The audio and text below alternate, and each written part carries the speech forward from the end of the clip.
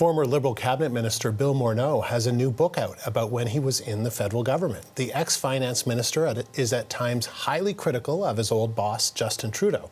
He spoke earlier today on CBC Radio's The Current. Morneau said Trudeau's style of governing relies too heavily on polarizing short-term strategies. A really good example would be the decision in the last election campaign to use the vaccine mandate as a wedge issue. I didn't see that as something that was helpful. I obviously have a point of view on vaccines as being critically important, but I want to make sure that we listen to people, that we understand what they're feeling, that we try to work with them, and that we try to rise above that day-to-day fray. And that's what I think is important for a government. For more on this, we're joined by Paul Wells. Paul is an author and freelance journalist based out of Ottawa. Paul, nice to see you. Thank you for taking the time. So you've got an advance copy of Morneau's book. You've read it. What do you think? It's the chronicle of a long divorce between two people who were new to government.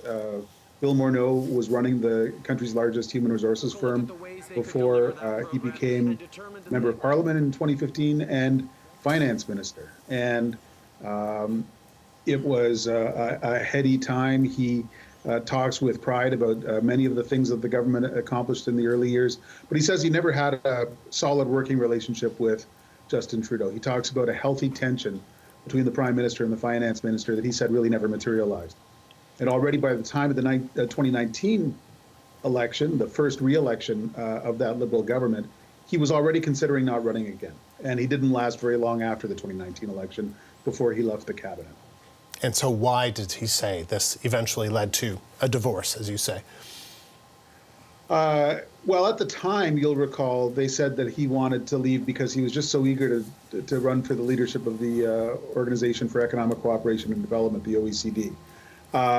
He doesn't waste a lot of time on that fiction in the book. Already by the first full chapter, he's saying, I was just fed up. I'd had enough. I was tired of being told by political staffers what our economic policy was going to be, when theoretically I was the finance minister. And so then in the early days of the COVID outbreak, he got tired of reading leaks against him in the newspapers from people he was sure in the Prime Minister's office, calling him a poor team player. And so he requested the meeting, and he told the Prime Minister he was leaving. And then they worked out this story about the OECD. Was there anything in this book that surprised you about what Bill Morneau had to say about Justin Trudeau and his style of governing?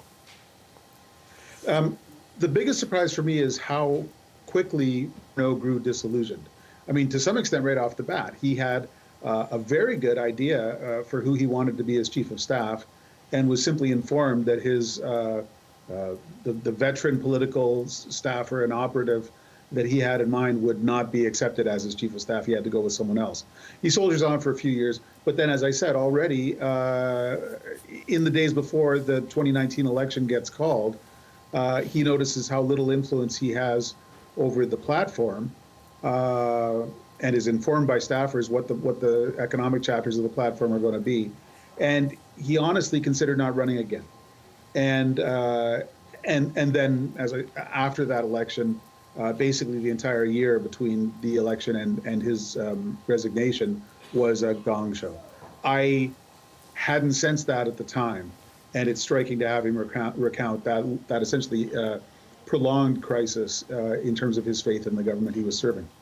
Do you think Morneau's book reflects what we saw and are still seeing within the Trudeau government? Well, it certainly has company.